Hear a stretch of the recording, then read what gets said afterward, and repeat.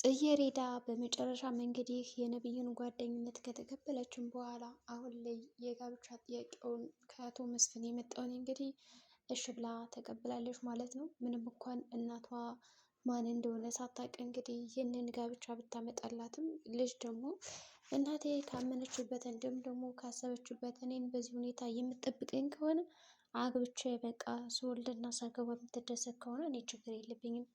የእናቴ ሀሳብ የእናቴ ውሳኔ ስለሆነ እኔ አከብረዋለሁ። ምንም እምቢ የማለት መብቱም ሆነ ግዴታውም የለኝም። ስለዚህ እናቴ አግቢ ካለችኝ አገባለሁ እና ምንም ችግር የለም በማለት እንግዲህ የመጣላትን የጋብቻ ወረቀት ተቀበላለች። በሚያሳዝን ሁኔታ እንግዲህ አቶ መስፍን እኔን አግብተሽ የምትኖሪ ከሆነ እልል አድርጌ ነው ንግስት አስመስዬ አሽሞንሞኛን ማኖርሽ እዚች ቤት አታስቢ። ነብዩም ቢሆን የሚያስቸግረሽ ከሆነ እኔ ባለቤትሽ ነኝ። ካሁን በኋላ የምትፈልጊውን እያንዳንዱ ነገር ጠይቅኝ እንጂ ምንም ልትገነዘቢ እንዲሁም ደግሞ ልትከፊ አይገባም። ስለዚህ የምትፈልጊው ነገር ካለሽ እኔ ጋር መጠሽ መነጋገር ትችያለሽ ማለት እንግዲህ አቶ መስፍን ለጽጌረዳ ሀሳቡን ሰጥቷታል።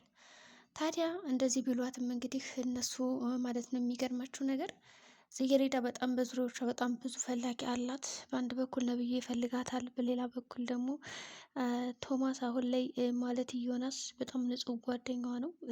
ቢያንስ የምታደርገውን ነገር እያንዳንዱ መጸጸት የለብሽም በማለት እንግዲህ መክሯት ይገኛል ማለት ነው። እሱም እንግዲህ ያላት ምንድን ነው ይኸውልሽ ጽጌረዳ ትምህርትሽን ጎን ለጎን እንደዚህ አይነት ነገር መጀመሩ በጣም አሪፍ ነው። እኔ ስራ ጀምሬያለሁ ስትይኝ አድንቄሽ ነበረ፣ ግን አሁን ደግሞ ይሄ ሌላ ሶስተኛ ስራ እኮ ነው። ለምንድን ነው እንደዚህ የምታደርጊ እያላትም ነው የነበረ። እሷም እንግዲህ በቃ እናቴ ይህን የሚያስደስታት ከሆነ እኔ ችግር የለብኝም ነው ያለችው።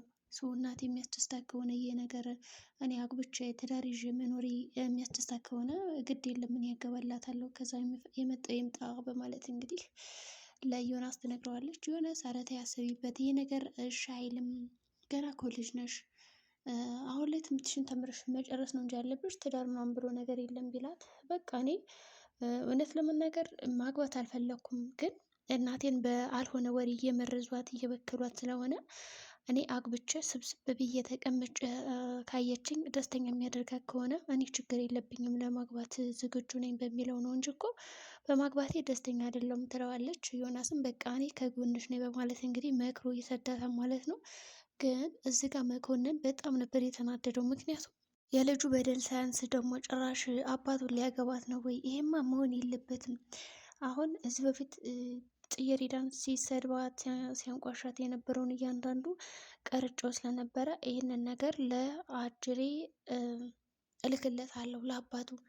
ምናልባት ይህ ሰርግ ሊፈርስ ይችላል ብሎ ያሰበውን እንግዲህ መኮንን የድምፅ ቅዱን እዚህ በፊት ቀርቶ ስለነበረ የነብዩን እነሱን ለመለየት ምናልባት ይጠቅመኛል ብሎ ያሰበው ያለው አማራጭ ለአቶ መስፍን የድምፅ ቅጁን ማሰማት ነው። እናም እንግዲህ ይህንን ነገር እንዴት አድርጌ ነው ማሰማት ያለብኝ እያለ በጣም እያሰበ ነው ያለው። የሚገርማችሁ ነገር የቀለበቱ ፕሮግራም እናቷ ሳትሰማ ነው መስማት ያለባት ይህንን ነገር እና ደግሞ ይህንን ለአቶ መስፍን ከማሰማው ይልቅ ለእናቷ ባሰማት የተሻለ ነው ብዬ አስባለሁ። ምክንያቱም አሁን ላይ እኔ ለእናቷ የምነግራት ከሆነ ምናልባትም እንግዲህ ለእናቷ ከነገርኳት እኔ ብዙ ነገሮችን ካደረገችልኝ ያው እንትን ትላለች ብዬ ነው በማለት እንግዲህ ብዙ ነገሮችን ለማድረግ ሞክሯል። ምክንያቱም ይህንን የድምፅ ቅጅ ከሰማች በእርግጠኝነት አትድራትም ብሎ ነው ያሰበው መኮንን ማለት ነው። የእሱ ሀሳብ ምንድን ነው? ይህንን ነገር ከሰማች ሀሳቧን ትቀይራለች፣ የኔ ትሆናለች ብሎ ነው እንግዲህ ያሰበው። ግን ወደዛ ሊሄድ ስለሚገርማችሁ ነገር ፌበን ታገኘውና መንገድ ላይ በጭራሽ ይህንን ሪከርድማ እሷ መስማት የለባትም። ምክንያቱም ይህ ሀሳብ የኛ የሁለታችን ነው፣ እናቴ እናን እያቀርነው እቅር ነው። ስለዚህ እዛ ቤት እንዲወጡልን ስለምንፈልግ ነው ይህንን ነገር የሰራ ነው እና ማንም ማየት የለበትም መስማት የለባትም ብላ እንግዲህ አስጠነቀቀችው ማለት ነው መኮንን ደግሞ አንቺ ማንሽና ነው የእሷን ህይወት እንደዚህ የምትወስኘው የምትፈርጂው? ስለዚህ ይህን ቅጅማ ማየት አለባት መስማት አለባት በማለት እንግዲህ ወስዶ ሊያሳይ እየሞከረ ነው እንግዲህ ብቻ መጨረሻ ላይ ምን እንደሚሆን አይታወቅም። እንግዲህ መኮንን እንደፎከረው ወስዶ አሳይቷታል ማለት ነው የድምፅ ቅጁን። ከዛ አሁን እናቷ በጣም እየተጠጠተች ነው ያለችው። ምክንያቱም ወይኔ ምን አለ ልጅን በሰማዋት፣ ይቺ ፍቅር የምትባል አይምሮዬን በከለችው። እኔ ዝም ብዬ ስሬን እየሰራው ልጅን በቃ በጣም በድያታለሁ በማለት እንግዲህ ጸጸት ውስጥ ገባሽ ማለት ነው። እናም እንግዲህ ይቅርታ ለመጠየቅ እየተንደፋደፈች ነው ያለችው። የሚገርማችሁ ነገር ከዛ አሁን ይቅርታዋን ትቀበላታለች ወይስ አትቀበላትም? አሁን ጽጌረዳ ማለት ነው። በእርግጥ ትቀበላታለች ብዬ አስባለሁ። ምክንያቱም ጽጌረዳ አሁን ላይ ያው እናቷ በጣም የምትወዳት ሰው፣ እሷም ተረጅኝ እኔ ምንም ያጠፋት ነገር የለም እያለች በጣም እየነገረቻት እየጨቀጨቀቻት ነበረ። እሷ ደግሞ አጥፍተሻል ብላ ስለምታስብ ይሄ ነገርማ እንዴት ሊሆን ይችላል በማለት ነበር እንግዲህ ጉዳዩን ሲያራምዱት የነበረ ማለት ነው። ከዛም እንግዲህ ይህ ነገር እንዴት ሊሆን ይችላል የሚለው ነገር በጣም አሳስባት ስለነበረ የምትፈልገውን ነገር ለማድረግ እየሞከረች ነበር። ከዛም እንግዲህ አጅሬ ካሰማቸው በኋላ በጣም ጸጸት ውስጥ ገቡ ማለት ይቻላል። እንግዲህ አሁን ፍቅርተ ሀሳቧ ሊከሽፍባት ይችላል። ምክንያቱም እነሱን አለያያለሁ ብላ አይደለም እንደዛ ያደረገችው። በአሁኑ ግን የሚሳካላት አይመስለኝም ማለት ነው። ሆኖም እንግዲህ የፈለገው ይምጣ በማለት እና አጅሬ ይህንን ነገር አሰምቷቸዋል።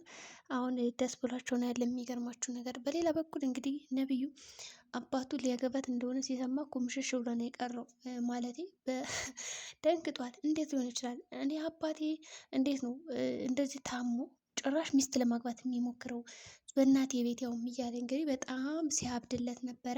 ስለዚህ ነብዩ እንደውም አሁን ፍቅረኛው ወይም ደግሞ አሁን ላይ እልክ የተጋባት ጋር ከጽጌረዳ ጋር እንደሚጋባ ከሰማ በእርግጠኝነት ይናደዳል፣ ይበሳጫል ብዬ አስባለሁ። እና ተናዷል ሁላ። ጓደኝነት እንጀምር ብሏል ነበረ። በዚህም እንግዲህ ጓደኝነቱ እንደሚያፈርስ እርግጥ ነው። እናም ጓደኝነታችን ካሁን በኋላ ፈርሷል፣ እኔና አንቺ ጓደኛሞች አይደለም በማለት ለጽጌረዳ ይነግራታል። ለምንድን ነው? ትናንትና ሆስፒታል እኮ እንደዛ አልነበረም ሀሳብ ስትለው፣ የትናንትና አልፏል፣ ዛሬ ሌላ ቀን ነው፣ አዲስ ቀን ነው። እኔማ ጥሩ ሰው መስለሽ ነበረ። ለካ አንቺስ አላማሽ ሌላ ነው። አላማሽ ለካ የኔን አባት ማዘናጋት ነው። ካዘናጋሽም በኋላ ለራስሽ ማድረግ ነው። ስለዚህ እኔና አንቺ ጓደኝነታችን ፈርሷል። ጥሩ ሰው መስለሽ ነበረ። ደግሞ ባለፈው እንደዛ በጥፊ ስመችኝ ራሱ ዝም ያልኩልሽ ያውቅ ነበር። አሁን ግን ይገባሻል በማለት እንግዲህ በጣም ብዙ ነገሮችን እያደረገና ያለ። እሷም እንግዲህ አዝና እሺ ብላ ያው ሄደች ማለት ነው። ወደ ቤቷ እያለቀሰች ነበረ። እዛ በቃ ወደ ዮናስ ነው ሄደችው። ዮናስ ነብዩ እኮ ተቆጣኝ፣ ምን ላድርግ በቃ ልክ አንቺ አውቀሽ ነው እዛ የቤት ሰራተኛ የገባሽው አባቴን ለማማለል ምናምን ብሎ እኮ ወረደብኝ ስትለው፣ ዮናስ ደግሞ አታስቢ፣ ሰዎች የሚሉሽን ነገር አትስሚያቸው፣ በቃ እርሻቸው እነሱን በማለት ያባብላትና ይመክራታል። ከሰው ወደ ቤት የሚልካታል ማለት ነው። ከዛ አሁን ነብዩ ምርጥ ጓደኛ ሆኗል ማለት ነው ለጽጌረዳ። የሚገርማችሁ ነገር ይረዳታል። ማንም አይረዳትም፣ ማንም አይደምጣትም። ቁጭ ብሎ እሱ ያዳምጣታል፣ ይመክራታል። ከዛ ይዞሽ በርቺ ይላታል። እና እሱ ጋር እየመጣች እንግዲህ ጭንቀቷን ማካፈል እና ማውራት የዘወትር ልምዷ ሆኗል ማለት ይቻላል አሁን ላይ ማለት ነው። እሱም አይዞሽ እያለ ከጎኗ አለ። ስለዚህ አሁን በሀሳቧ ተጸጽታ ያንን ሪከርድ ከሰማች በኋላ እናቷ የጋብቻውን ነገር ታቋርጧል ወይስ ደግሞ አታቋርጠውም የሚል ሀሳብ አለን እንግዲህ አሁን ላይ ማለት ነው። ሆኖም የዛሬ ቪዲዮአችን እንግዲህ ይህን ይመስላል። በቀጣይ ቪዲዮ ደግሞ እስከምንገናኝ መልካም ጊዜ